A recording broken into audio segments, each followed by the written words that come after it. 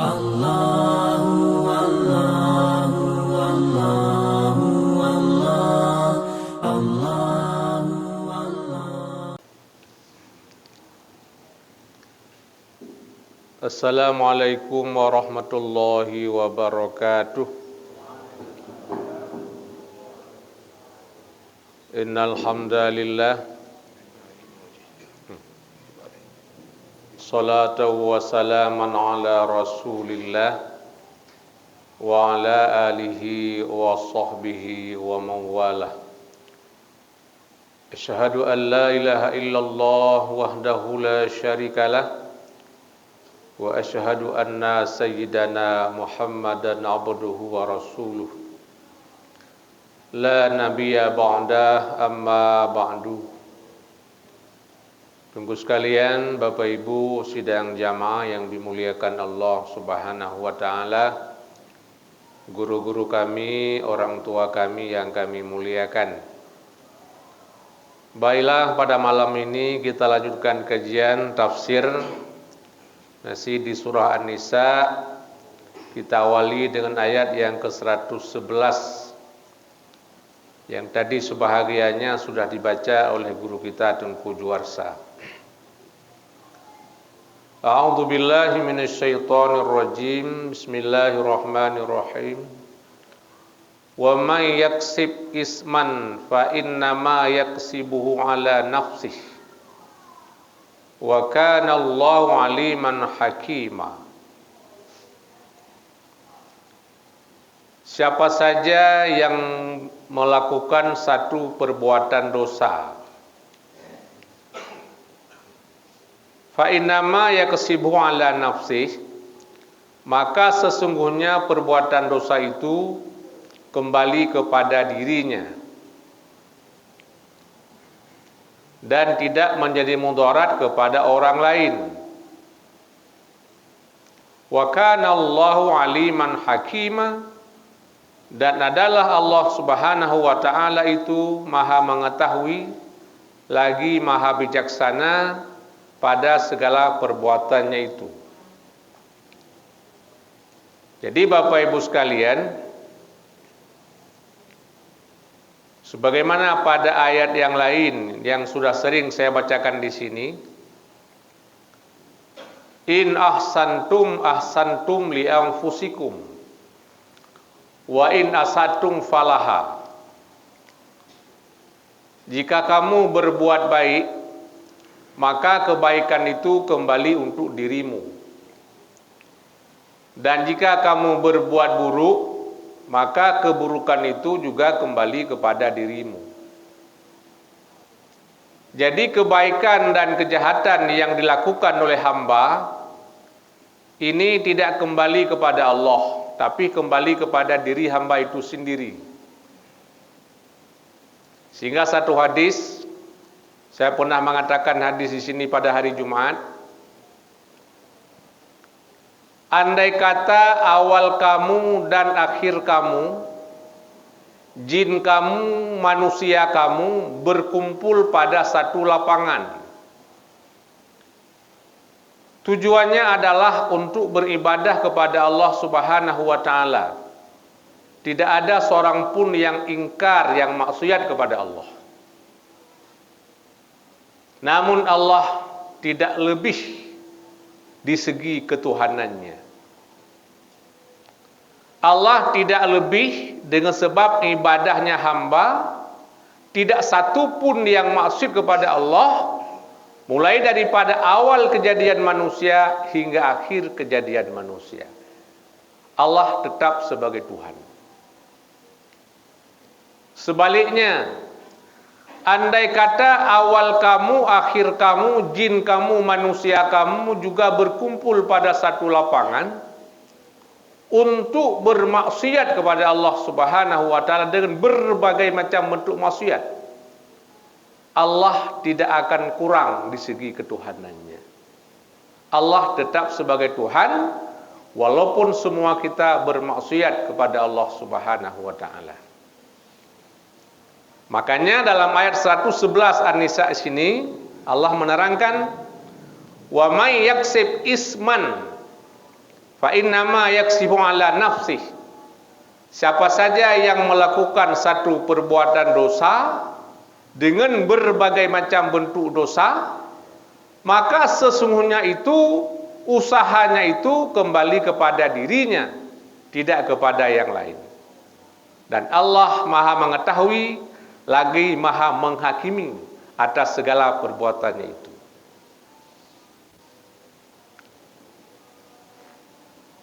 Ayat berikutnya, wa may yaksib khati'atan au isman summa yarmi bihi bari'a faqad ihtamala buhtana wa ismam mubina. Siapa saja yang melakukan satu khati'ah, ini yang membedakan khati'ah dan isman. Khati'ah adalah zamban saghiran. Zamban saghiran. Khati'ah adalah dosa kecil. Jadi siapa saja yang melakukan akan dosa-dosa kecil, au isman ataupun dosa besar. Jadi khati'ah dosa kecil, isman dosa besar, zamban kabiran. Summa kemudian menuduh dengan perbuatan dosa itu kepada orang lain. Faqadih tamala, maka sungguh menanggung ia akan kebohongan dengan sebab tuduhannya itu, wa ismam mubina, dan dosa yang nyata. Artinya dosa yang nyata dengan perbuatannya. Jadi ayat ini masih ada kaitan dengan ayat sebelumnya, yaitu masalah seorang pencuri yang bernama Tu'mah. Ya, di mana Tu'mah pada waktu itu dia mencuri baju besi. Kemudian baju besinya itu disimpan di rumah seorang Yahudi. Lalu Tu'mah bersama dengan kawan-kawannya, yaitu dengan pengacara-pengacaranya yang sudah dibeli oleh Tu'mah, dia menuduh yang mencuri itu adalah orang Yahudi itu.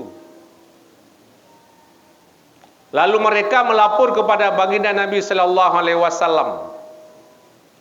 Dengan keterangan alasan yang disampaikan oleh Tu'mah dan kawan-kawannya itu, Rasul hampir-hampir membenarkan akan Tu'mah. Hampir-hampir membenarkan akan Tu'mah dan menyalahkan akan orang Yahudi. Ketika itu Allah ingatkan sang Rasulullah dengan ayat di dalam surah An-Nisa ayat 105. Apa kata Allah? Inna anzalna ilaikal kitaba bil haqq litahkuma bainan nas bima arakallah wala takun lil khainina khasima. Hai Muhammad, sesungguhnya kami turunkan kepadamu akan kitab, yaitu Al-Quran, bil haqqi, dengan yang hak. Al-Quran itu adalah kalam Allah yang sebenar-benarnya. Untuk apa? Litahkuma bainan nas, untuk kamu bisa menghukumi di antara manusia. Dengan apa? Bima arakallah, dengan apa yang telah diajarkan kepadamu oleh Allah Subhanahu wa ta'ala. Dan jangan adalah kamu menjadi pembela kepada orang-orang yang bohong dan menzalimi orang-orang yang benar. Jadi sehingga dengan turun ayat ini dan beberapa ayat kemudian Allah ingatkan, sehingga akhirnya Nabi pun membenarkan akan orang Yahudi dan memenjarakan akan Tu'mah. Jadi ayat yang ke-112 ini, siapa saja yang melakukan satu dosa kecil ataupun dosa besar, kemudian menuduh itu kepada orang lain. Jadi termasuk Tu'mah itu menuduh kepada orang lain, yaitu orang Yahudi. faqad ihtamala buhtana wa isma mubina, maka sungguh dia telah menanggung akan kebohongan dan dosa besar. Jadi maka Bapak Ibu sekalian, dalam ayat sebelumnya Allah juga mengingatkan para pengacara, mengingatkan para hakim, para jaksa, polisi, saksi, dan siapapun yang terlibat di dalam sebuah hukum untuk menghukumkan seseorang. Ha antum haula'i jadaltum anhum fil hayatid dunya fama yujadilullah anhum yaumal qiyamah amma yakunu alaihim wakila. Itulah kamu. Ini ayat kitab bagi kaum Tu'mah, bagi para pengacaranya Tu'mah. Kamu berdebat untuk membela Tu'mah yang telah mencuri baju besi itu fil hayatid dunia, dalam kehidupan dunia. Di dunia Anda sudah berdebat untuk membela Tu'mah itu. Fama yujadilullah, maka siapa yang bisa berdebat dengan Allah untuk membela mereka nanti pada hari kiamat? Hari ini dengan keuletan, dengan ilmu yang kita miliki, kita bisa saja menang dengan klaimnya kita. Kita bisa menang dengan dibayar. Tapi apakah nanti kita menang di hadapan Allah ataupun tidak? Makanya Nabi mengatakan satu hadis, hakim dibagi 3. Yang pertama masuk surga, yang kedua dan ketiga masuk neraka. Siapa hakim yang masuk neraka? Yang kedua, yaitu hakim yang punya ilmu pengetahuan. Dianya doktor hukum, sarjana hukum, S2 hukum, bahkan di luar negeri. Namun ketika memutuskan hukuman bukan dengan ilmunya, tetapi dengan hawa nafsu, ini hakim masuk neraka, Pak sekalian. Yang ketiga, hakim tidak punya ilmu sama sekali. Kalau kita buka digitalnya, rapor SD-nya banyak 5. Rapor SMP pun seperti itu. SMA sama saja. Masuk fakultas hukum sogok. Bahkan banyak bolos waktu sekolah. Ngaji apalagi. Jadi hakim tidak punya ilmu. Lalu memutuskan perkara dengan kebodohannya, tambah dengan hawa nafsunya. Dia pun masuk neraka. Yang pertama, hakim punya ilmu pengetahuan. Dia hafid Al-Quran, hafid hadis. Dia hafal hukum-hukum positif. Kitab undang-undang dihafal semuanya dan penuh perasaan. Sayang kepada orang yang berhukum dengannya. Dia punya ilmu pengetahuan dan diputuskan perkara dengan ilmunya itu, bukan dengan hawa nafsu. Dakhalal jannah, hakim itu masuk surga, Pak sekalian. Jadi makanya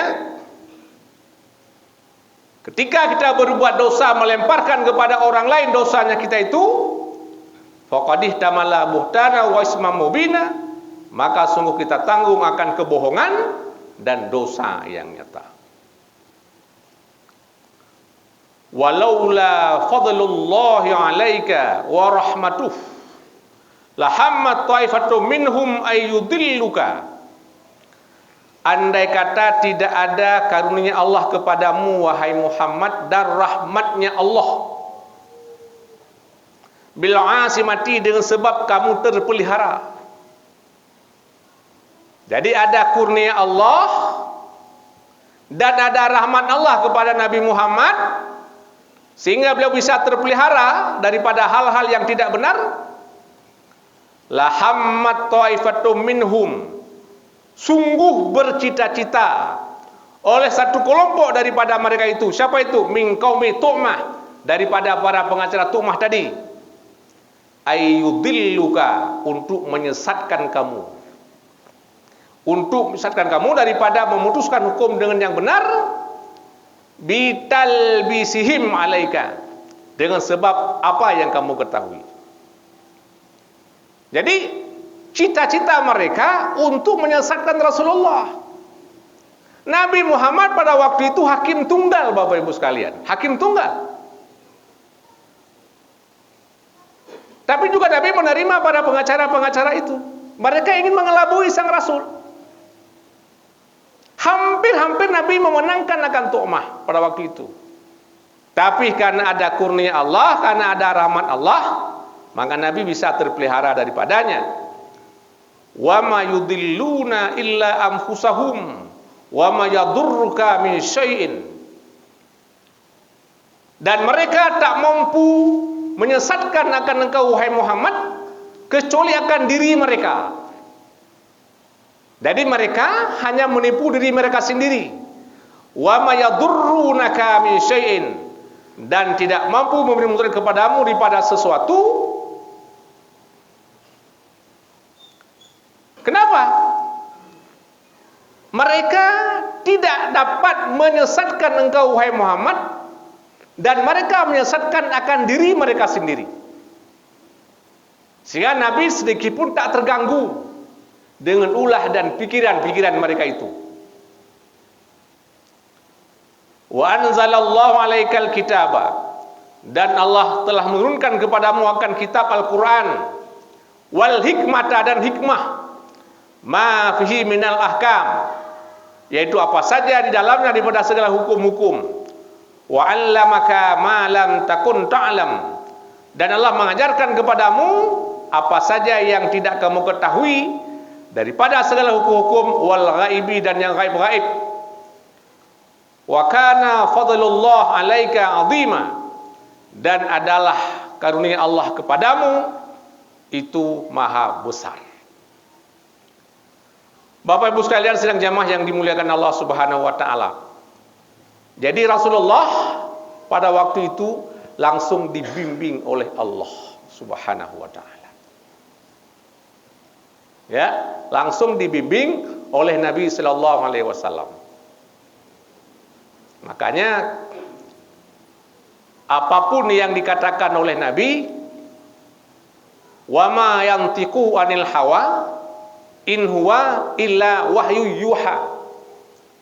Nabi tak mengatakan sesuatu daripada hawa nafsunya, kecuali itu adalah wahyu yang diwahyukan Allah kepadanya. Bagaimana kondisi hari ini kita Bapak Ibu sekalian? Ketika kita takarrub ilallah, ketika kita mendekatkan diri kepada Allah Subhanahu wa taala, apapun profesi kita, termasuk para hakim dan jaksa, kita minta bimbingan Allah, minta hidayah Allah. Allah akan membimbing kita untuk jalan yang benar, dan kita tidak akan rugi, tentu bahagia di dunia dan akhirat. Tapi kita ketika memutuskan satu perkara melawan ketentuan Allah dan mengikuti hawa nafsu, Allah pun jauh dengan kita. Kita semakin dekat dengan syaitan. Karena kita apa? Karena kita dibimbing oleh hawa nafsu. Jadi makanya sampai kapanpun Allah tetap membimbing kita sebagai hambanya. Waddayanu la yamut, Allah tidak pernah mati, Pak. Makanya di Al-Baqarah Allah berfirman kepada Muhammad, ya Muhammad, wa idza sa'alaka ibadi anni fa inni qarib.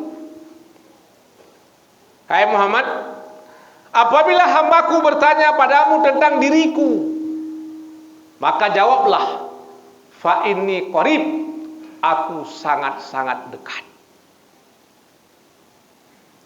Apa makna Allah dekat dengan kita? Kita ada dalam pengetahuannya Allah. Kita ada dalam gabdah, dalam genggaman Allah Subhanahu wa taala. Jadi apa yang kita lakukan, Allah akan membimbingnya, Allah akan mengetahuinya. Ketika kita minta hidayah kepada Allah, Allah akan memberikan hidayahnya kepada kita. Tapi ketika kita lupa kepada Allah, mementingkan hawa nafsu, kita akan dibantu oleh syaitan. Bapak Ibu yang dimuliakan Allah Subhanahu wa taala.